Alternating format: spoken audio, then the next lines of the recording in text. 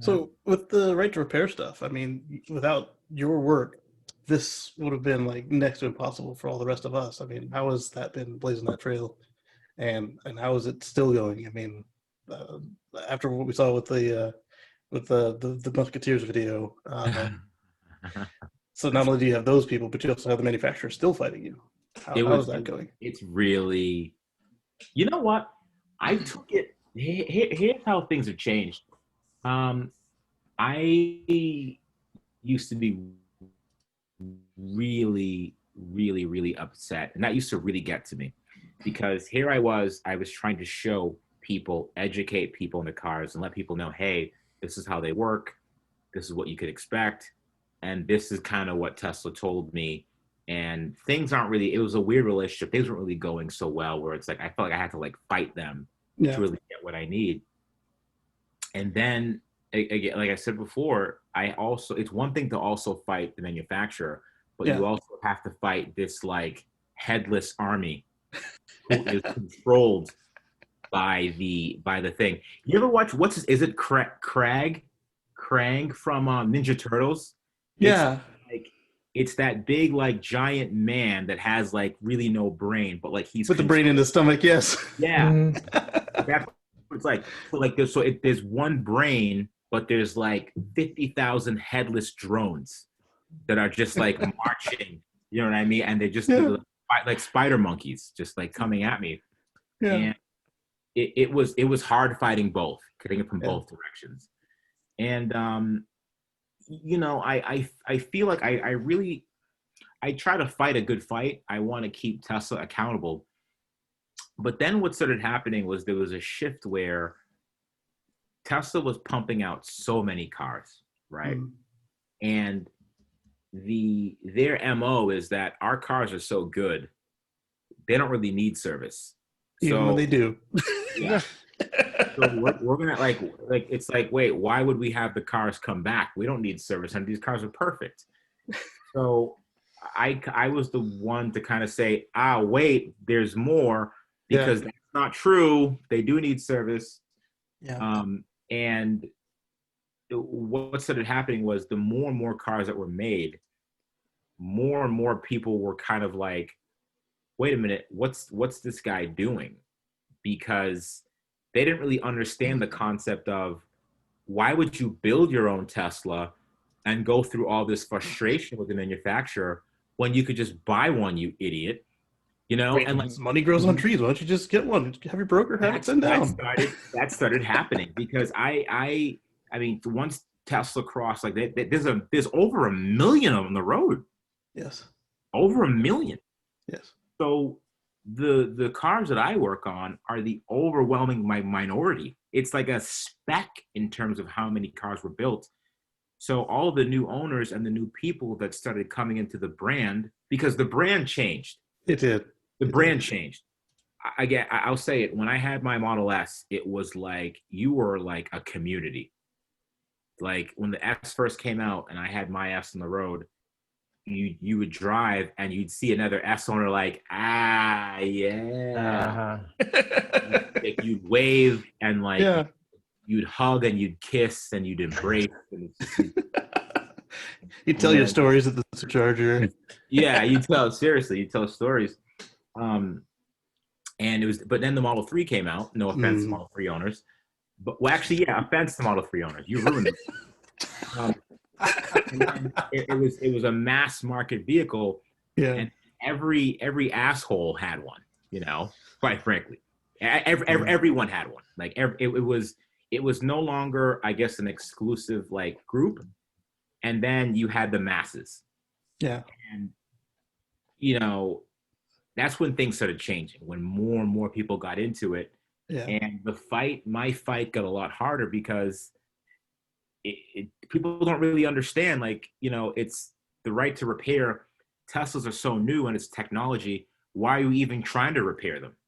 Right. I don't get it. The technology's so new, the cars are so new. A lot of people didn't really understand the point. So I felt like I was the crazy person jumping up and down screaming, and people are looking at me like, what's this guy complaining about? Like, this is, my car is fine. Yeah, they So went from treating us like the owners, they went from treating us like kings in service to like criminals. Like, how dare you bring this thing back to get it fixed? right, like they got upset Yes. and they're How like, dare you suggest that it needed alignment? yeah, like so what? Your tires wear out after 10 miles. Yeah. Deal with it. But here's the thing. Here's what's happening too, is that you have a lot of people that will forever justify those things. Yeah. So if there is a legitimate problem with the car, like we all bicker and we talk about small stuff all the time. I get that. But if you have a legitimate problem, an issue with the car, a lot of the times you'll say, hey, listen, I had a negative experience with this car, and I just want to let people know that this is something to look out for. You will get your throat jumped down. I've never seen anything like it before in my life. You Yeah. know, there's Linus Tech Tips. You know what I mean? Like, Yeah. there's plenty of people when they start voicing your opinions about, hey, you know what? I'm kind of not satisfied with this. Right. It's like there's this wave again, those headless drones Yes. out of nowhere. They just come down on you and they just descend, and there's nothing you can do. Like I've seen a few videos online of people. It was CarWow where they had a race against the Taycan and the Model S, right? Yeah.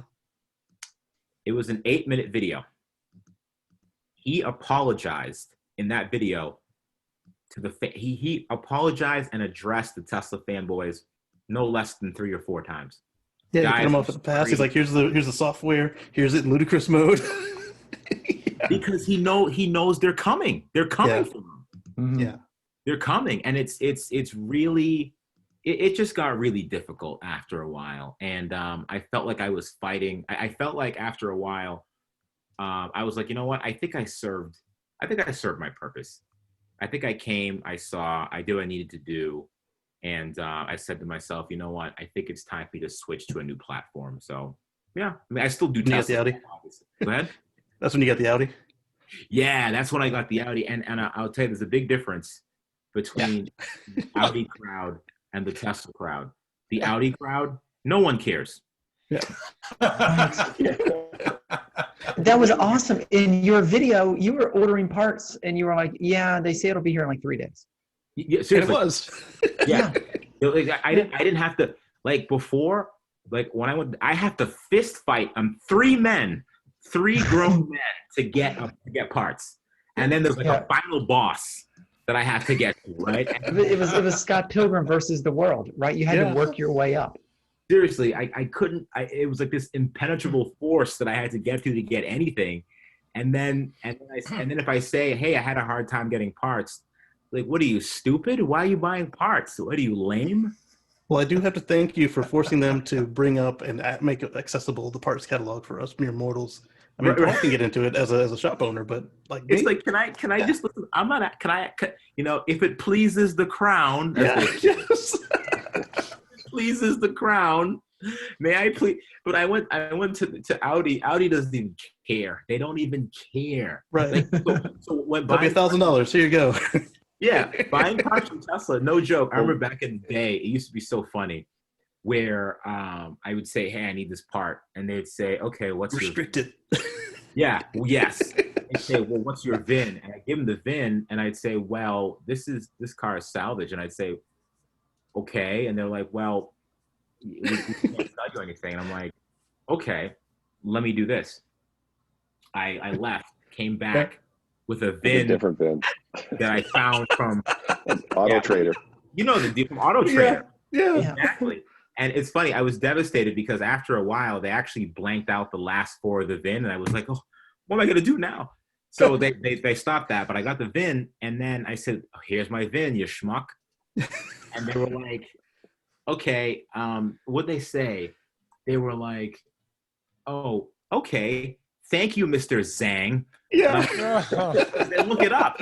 Yeah. Uh-huh. Like you're not, David Zhang that lives on 28 Marlborough Road. And it's like, guys, like, just, I need parts. I had to lie, cheat, and steal to get parts.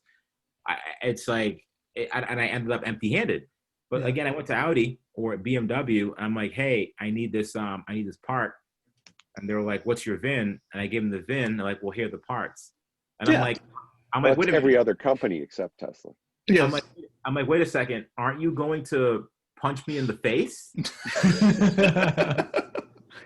And they're like, well, why would we do that? Like, well, aren't you gonna tell me that my car is salvage and I can't work on it because I'm not smart enough to work on the car myself, and it poses a risk to others that are on the road?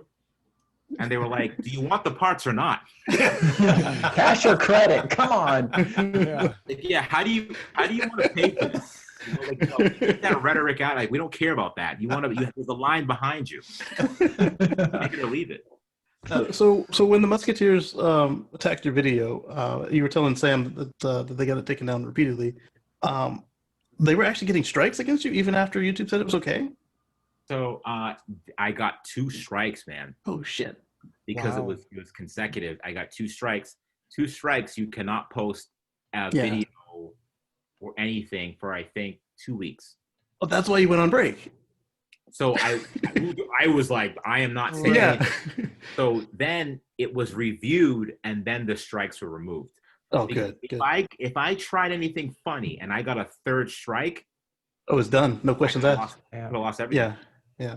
You're back at can you turn this device on and off, please? Oh, man. Rich, I have a question. So I have a repair shop here in Colorado, and we can't get much stuff from Tesla, and the consumer's forced to go to them.